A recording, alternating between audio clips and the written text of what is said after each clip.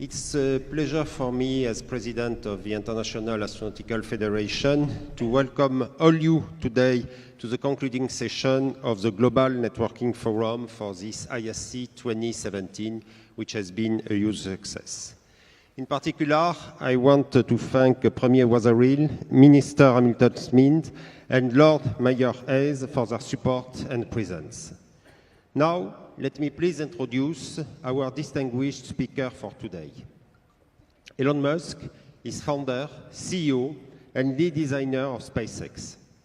Elon founded SpaceX in 2002 with the goal of revolutionizing space technology and ultimately enabling humans to become a multi-planetary species. Today, he will provide an update on those plans first shared at ISC 2016 in Guadalajara last year.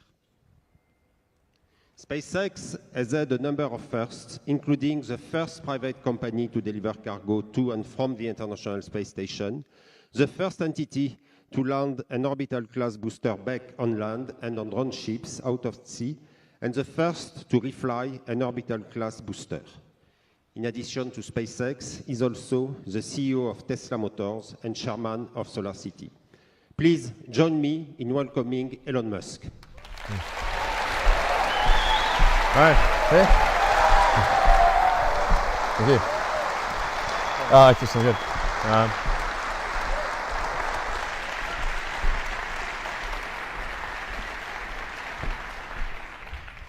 right. So, welcome everyone. And I'm going to talk more about what it takes to become a multi-planet species. And just a brief refresher on why this is important. I think fundamentally, the future is vastly more exciting and interesting if we're a spacefaring civilization and a multi-planet species than if we're not. You want to be inspired by things. You want to wake up in the morning and think the future is going to be great. And that's what being a spacefaring civilization is all about. It's about believing in the future and thinking that the future will be better than the past. And I can't think of anything more exciting than going out there and being among the stars. That's why. So let me go into more detail on becoming multi-planet species. This is the updated design for well, we're sort of searching for the right name, but the code name at least is BFR.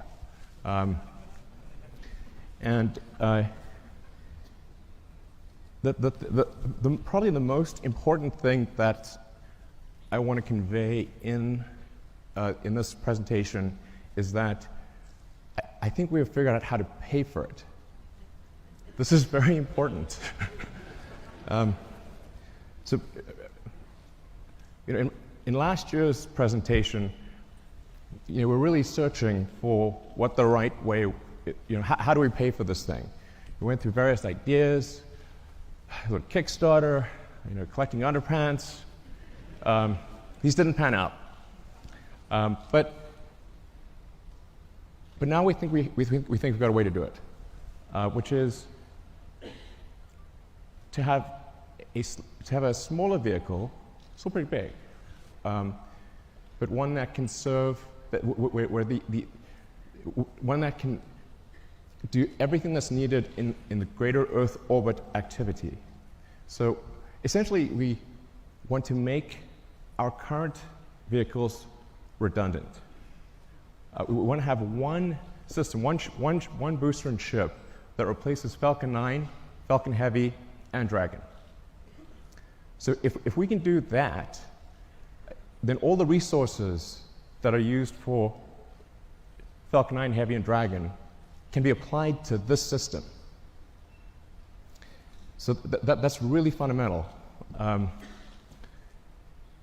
So let's see, what progress have we made in this direction? So last time you saw the giant tank, that's actually a 12-meter tank. And you can see the relative scale of it. It's 1,000 cubic meters of volume inside. That's actually more pressurized volume than an A380, just to put that into perspective. We developed a new carbon fiber matrix that's much stronger and more capable at cryo than anything before. And it holds 1,200 tons of liquid oxygen. So we tested it. So we successfully tested it up to its design pressure. And then went a little further. So we wanted to see where it would break. And we found out where it would break. It shot about 300 feet into the air and landed in the ocean. We fished it out, but we've now got a pretty good sense of what it takes to create a huge carbon fiber tank that can hold cryogenic liquid. That's actually extremely important for making a light spaceship. The next key element is on the engine side. We have to have an extremely efficient engine. So the Raptor engine will be the highest thrust to weight engine, we believe, of any engine of any kind ever made. We already have now 1,200 seconds of firing across 42 main engine tests. We fired it for 100 seconds. It could fire for much longer than 100 seconds. That's just the size of the test tanks. And then the duration of the firing you're seeing right now is about 40 seconds, which is the length of the firing for landing on Mars. The test engine currently operates at 200 atmospheres, or 200 bar. The flight engine will be at 250 bar, and then we believe over time we could probably get that to a little over 300 bar. The next key element is propulsive landing. So in order to land on places like the moon, where there is no atmosphere, and certainly no runways, or to land on Mars, where the atmosphere is too thin to land, even if there were runways, to land with the wing, you really have to get propulsive landing perfect. So that's what we've been practicing with Falcon 9. So this is just a series of landing betters. I think these are quite mesmerizing. But we now have 16 successful landings in a row. And that's with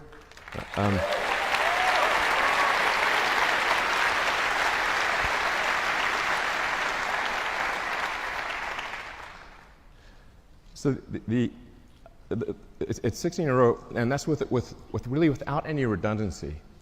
So Falcon 9 lands on a single engine.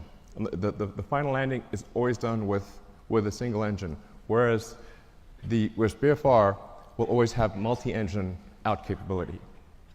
So if you can get to a very high reliability with even a single engine, and then you can land and then you can land with either of two engines, I think we can get to a landing reliability that is on par with the safest commercial airliners. So you can essentially count on the landing. It's not like you want minimum pucker factor on the landing. So, and it can land with also very high precision. In fact, we believe the precision at this point is good enough for propulsive landing that we do not need legs for the next version. It will literally land with so much precision, it will land back on its launch mounts. So the launch rate is also is increasing exponentially. Particularly when you take tanking or refilling on orbit into account, and taking the idea of establishing a self-sustaining base on Mars or the moon or elsewhere seriously, you need ultimately thousands of ships and tens of thousands of retanking or refilling operations, which means you need many launches per day. You really need to be looking, in terms of how many landings are occurring, you need to be looking at your watch, not your calendar. So while this is quite a high launch rate that we're talking about here, by conventional standards, it's still a very small launch rate compared to what will ultimately be needed. But just for those who are unfamiliar with how many orbital launches occur every year, it's approximately 60 orbital launches occur per year, which means if SpaceX does do something like 30 launches next year, it'll be approximately half of all orbital launches that occur on Earth. The next thing is a key technology is automated rendezvous and docking. So in order to retank or refill the spaceship in orbit, you have to be able to rendezvous and dock with the spaceship with very high precision and transfer propellant. So that's one of the things that we've perfected with Dragon. Dragon 1 will do an automated rendezvous and docking without any pilot control to the space station. Dragon 1 currently uses the Canadarm for the final placement onto the space station. Dragon 2, which launches next year, will not need to use the Canadarm. So Dragon 2 will directly dock with the space station. And it can do so with zero human intervention. You can just press go, and it will dock. Dragon has also allowed us to perfect heat shield technology. So when you enter at high velocity, you'll melt almost anything. The reason meteors don't reach Earth is they melt or disintegrate before they reach the ground, unless they're very big. So you have to have a sophisticated heat shield technology that can withstand unbelievably high temperatures. And that's what we've been perfecting with Dragon, and also a key part of any planet colonizing system. Next slide. So Falcon 1, this is where we started out. A lot of people really only heard of SpaceX relatively recently.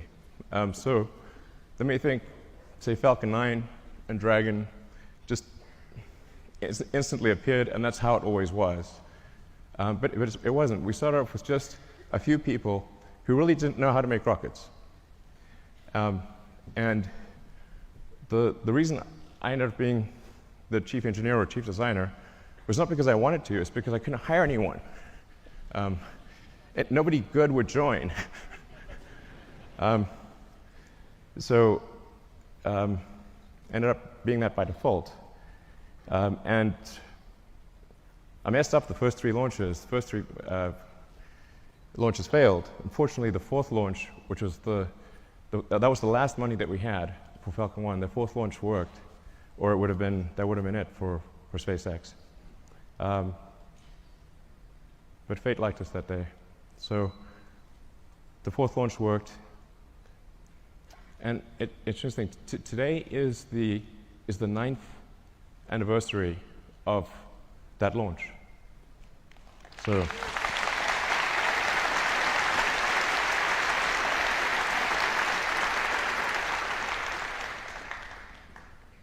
I didn't realize that until I was told that just earlier today, but it's a very emotional day, actually. But Falcon 1 was quite a small rocket.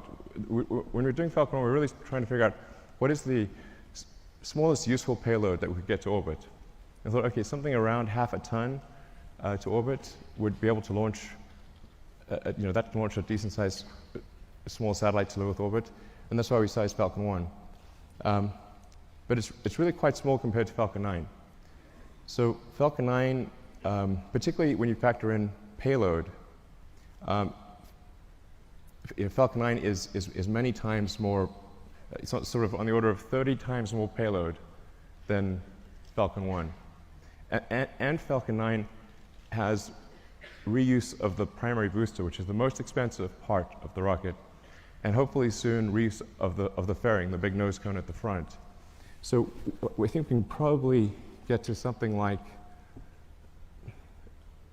somewhere between 70 and 80% reusability with the Falcon 9 system.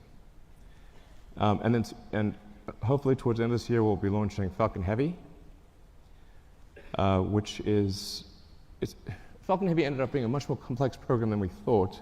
It sounds easy. Let's show Falcon Heavy actually.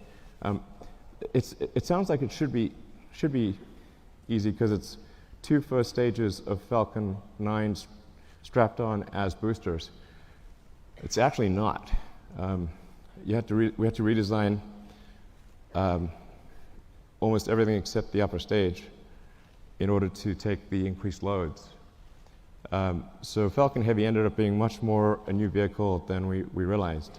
So it took us a lot longer to get it done. But the boosters have all now been tested, and they're on their way to the Cape Canaveral. And we are now beginning serious development of BFR. So you can see that the payload difference is quite dramatic. BFR in fully reusable configuration, without any orbital refueling, we expect to have a payload capability of 150 tons to low Earth orbit. So, and that compares to about 30 for Falcon Heavy,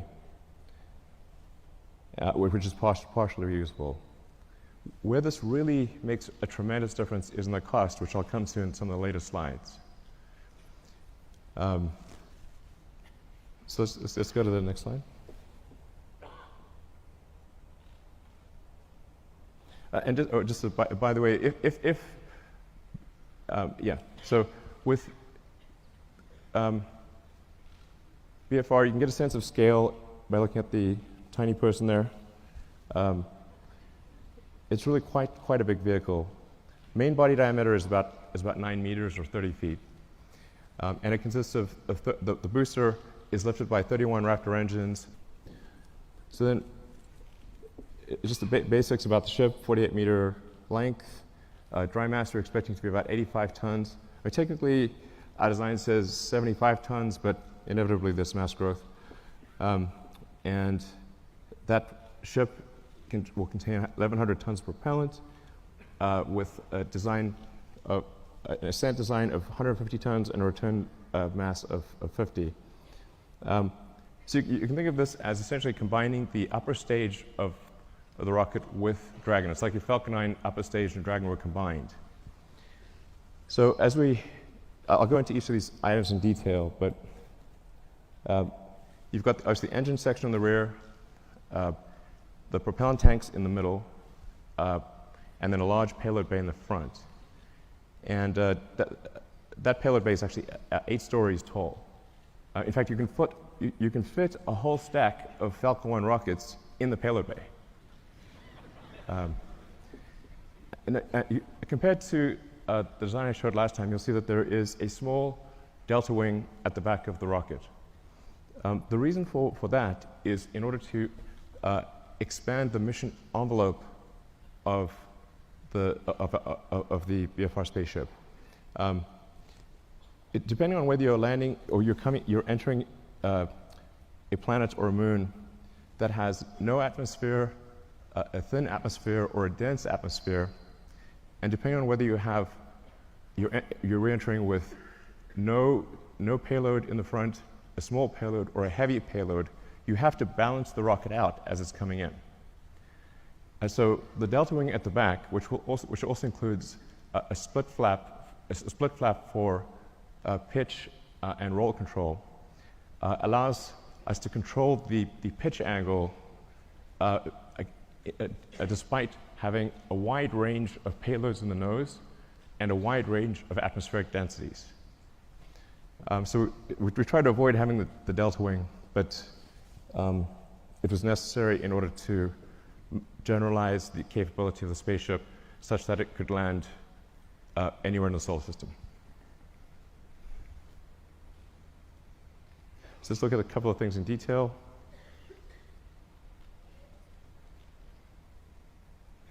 So the cargo area has a pressurized volume of 825 cubic meters. This also is greater than the pressurized area of an A380. So really is capable of carrying a tremendous amount of payload. In a Mars transit configuration, since you'd be taking 3 months in a really good scenario, but maybe as much as 6 months, some number of months, single-digit months, you probably want a cabin, not just a seat. So the Mars transit configuration consists of 40 cabins, and It sort of depends on, you could conceivably have 5 or 6 people per cabin if you really wanted to crowd people in. But I think mostly we would expect to see 2 to 3 people per cabin. And so normally about 100 people per flight to Mars. And then there's a central storage area, galley, and a solar storm shelter, entertainment area, and I think probably a good situation for at least BFR version 1. Then going to the main body of the vehicle, the center body area.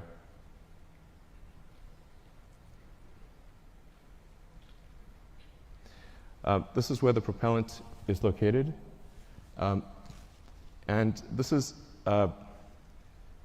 subcooled methane and oxygen. So as you chill the methane and oxygen below its liquid point, you get a fairly meaningful density increase. You get on the order of 10 to 12% density increase, which makes quite a big difference for the propellant load. So we're expecting to carry 240 tons of CH4 and 860 tons of oxygen. In the fuel tank are header tanks. So when you come in for a landing, your orientation may change quite significantly, but so you can't have the propellant just slushing around all over in the main tanks. You have to have the header tanks that can feed the main engines with precision. So that's what you see immersed in the fuel tank. Then the engine section.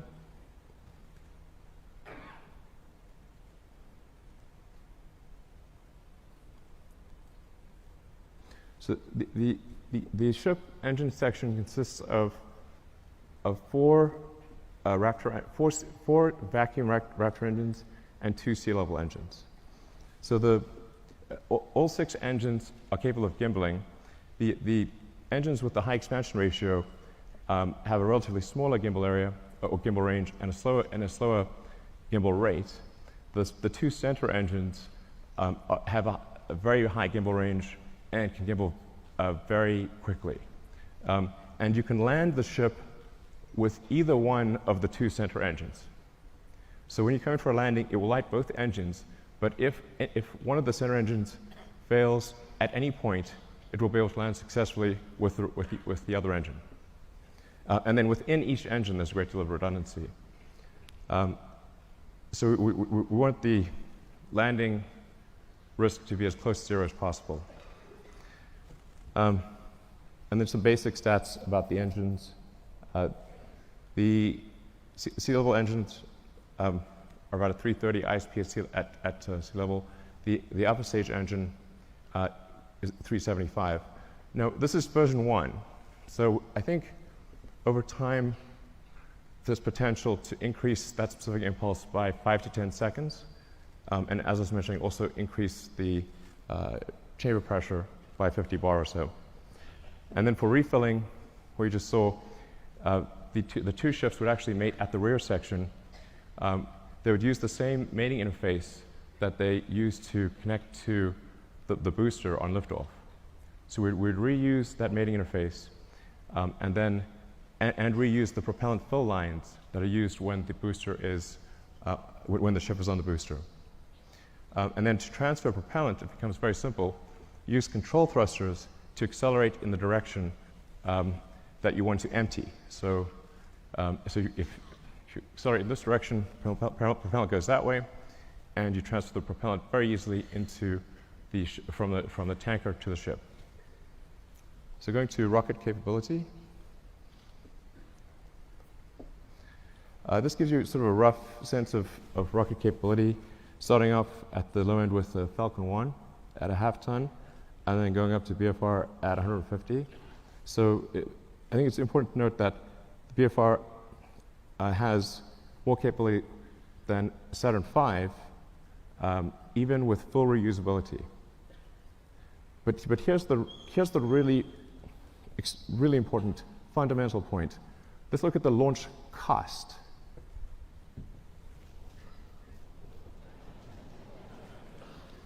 The order reverses.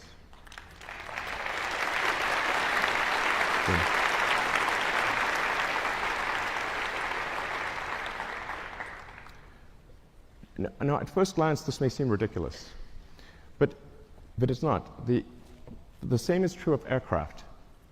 If you bought, say, a small single-engine turboprop aircraft, that would be $1.5 to $2 million. To charter a 747 from California to Australia is $500,000, there and back. The single-engine turboprop can't even get to Australia. So a fully reusable system, a fully reusable giant aircraft like a 747 costs a third as much as an expendable tiny aircraft. In one case, you have to build an entire aircraft. In the other case, you just have to refuel something. So it's really crazy that we build these sophisticated rockets and then crash them every time we fly. This is mad.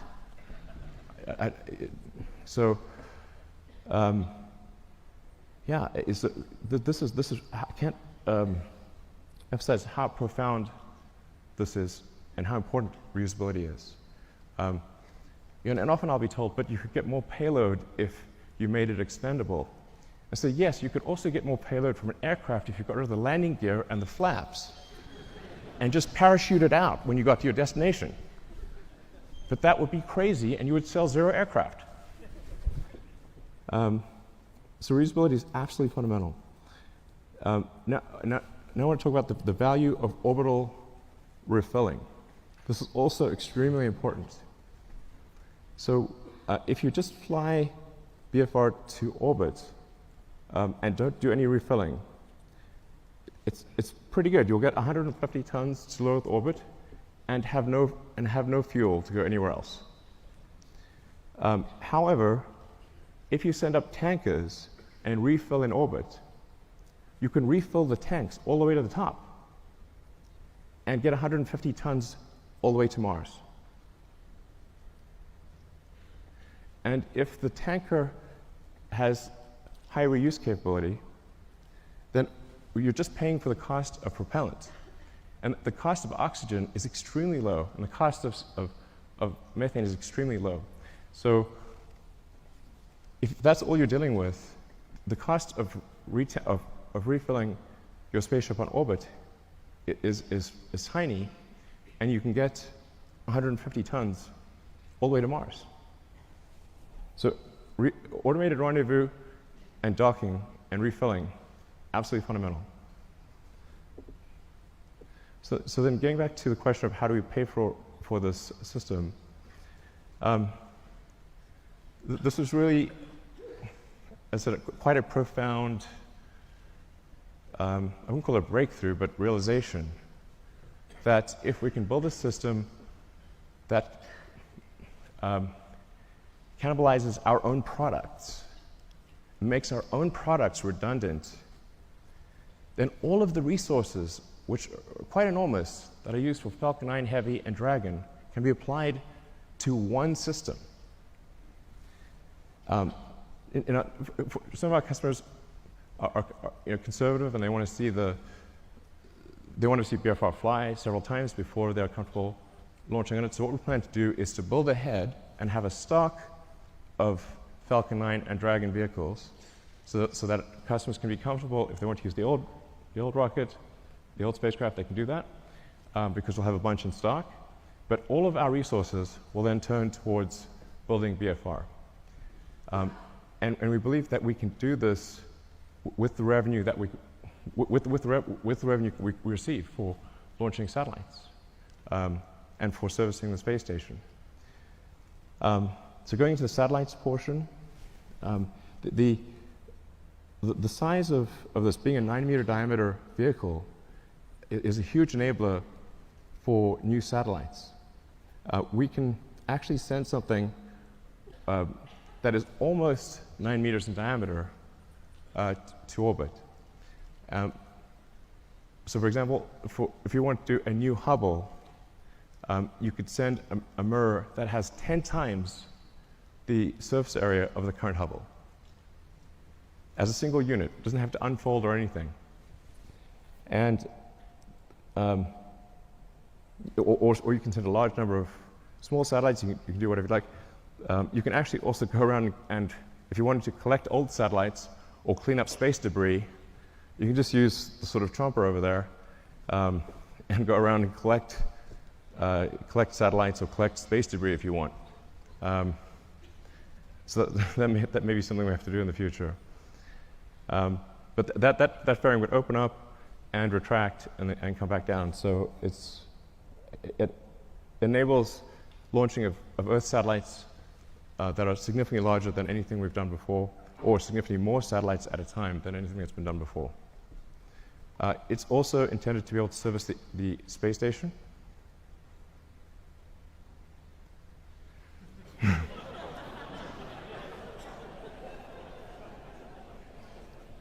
I know it looks a little big relative to the space station. But the shuttle also looked big. So it'll work. Looks a little outsized, but it'll work. So it'll be capable of doing what Dragon does today in terms of transporting cargo, and what Dragon 2 will do in terms of transporting crew and cargo. So it can do the space station servicing. It can also go obviously much further than that, like, for example, the moon. Based on the calculations we've done, we can actually do lunar surface missions with no propellant production on the surface of the moon. So if we do a high elliptic parking orbit for the ship and retank in a high elliptic orbit, we can go all the way to the moon and back with no local propellant production on the moon. So I think that would enable the creation of moon base alpha, or some sort of lunar base.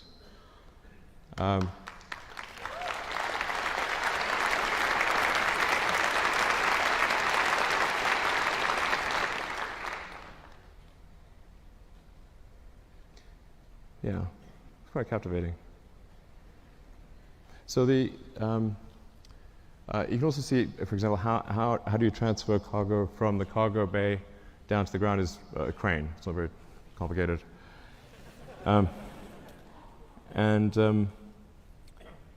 Yeah, but so this will enable the creation of a lunar base. And it's 2017. I mean, we should have a lunar base by now. What the hell's going on?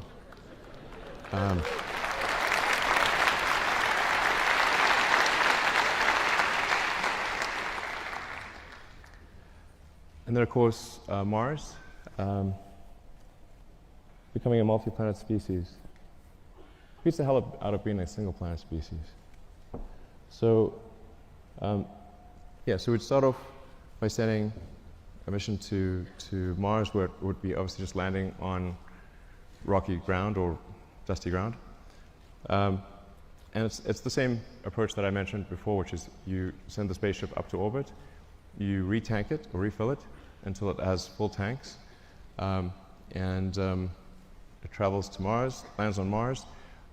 For Mars, you will need local propellant production. But Mars has a CO2 atmosphere and plenty of water ice. That gives you CO2 and H2O, so you can make, therefore, CH4 and O2 using the Sabatier process, or some, probably Sabatier process. And I should mention that long term, this can also be done on Earth.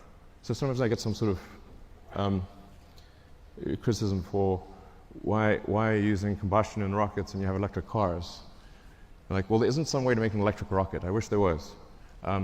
But in the long term, you can use solar power to extract CO2 from the atmosphere, combine it with water, and produce fuel and oxygen for the rocket. So the same thing that we would do on Mars, we could do on Earth in the long term. But that's essentially what happens. Similar to the moon, you land on Mars. But the tricky thing with Mars is we do need to build a propellant depot to refill the tanks and return to Earth. But because Mars has lower gravity than Earth, you do not need a booster. So you can go all the way from the surface of Mars to the surface of Earth just using the ship. Albeit you need to go to a max payload number of about 20 to 50 tons for the return journey to work. But it's a single stage all the way back to Earth. And I'll show you so this is a true physics simulation.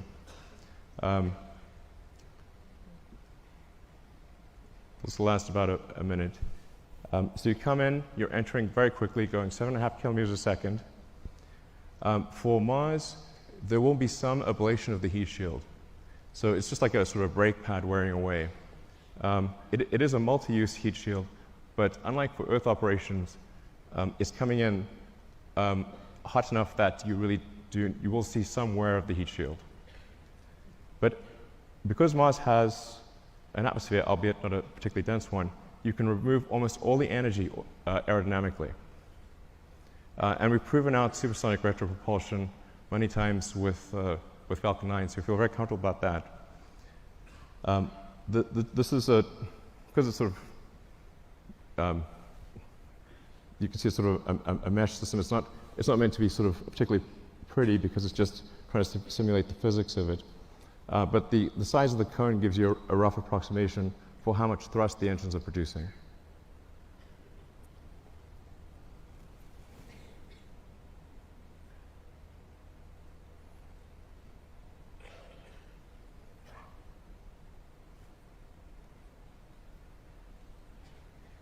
That's not a typo.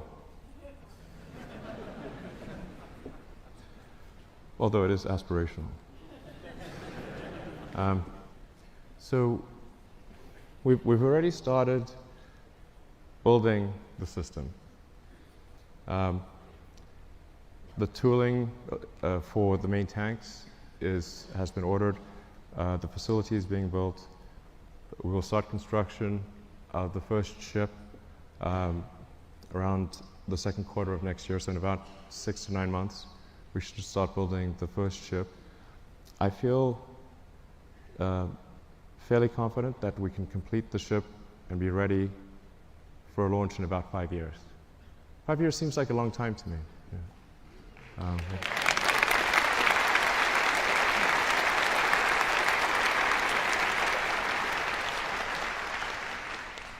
And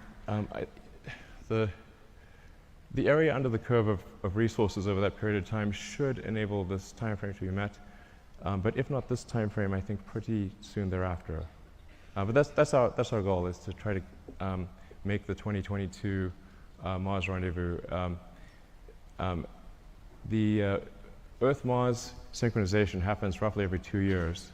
So every 2 years, there's an opportunity for to fly to Mars. So then in 2024, we want to try to fly 4 ships, 2 of which would be crewed, and 2 of which, two cargo and two crew. The goal of these initial missions is to find the best source of water. That's for the first mission. And then the second mission, the goal is to build the propellant plant.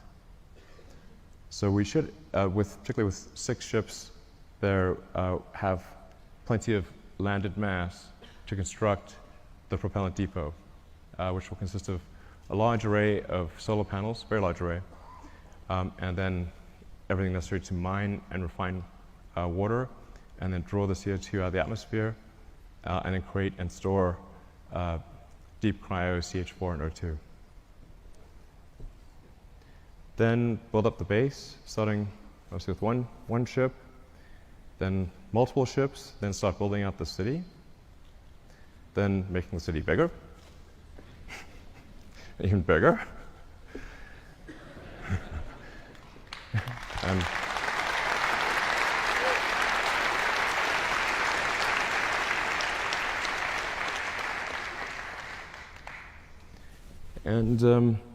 Yeah, and over time, terraforming Mars and making it really a nice place to be. Thanks. Give me a.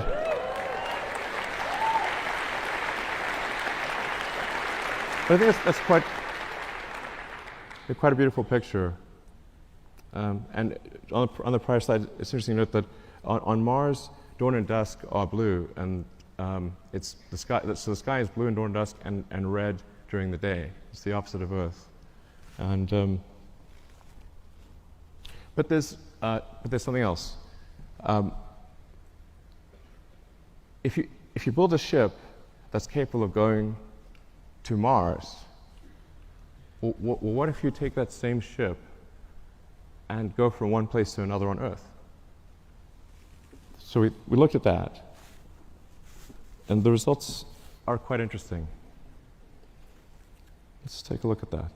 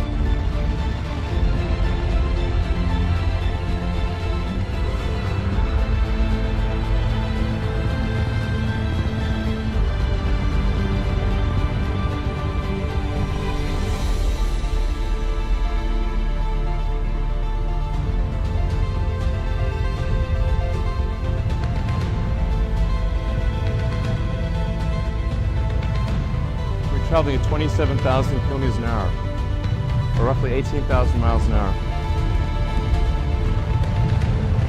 This is where the propulsive landing becomes very important to get it right.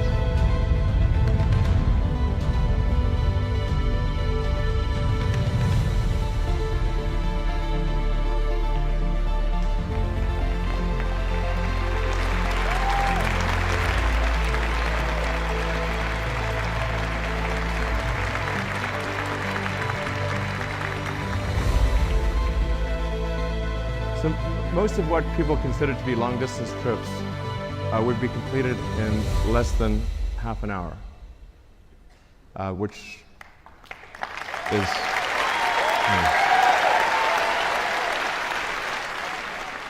So the great thing about going to space is there's no friction. So once you're out of the atmosphere, you will go, it will be smooth as silk, no turbulence, nothing. There's no weather, there's no atmosphere.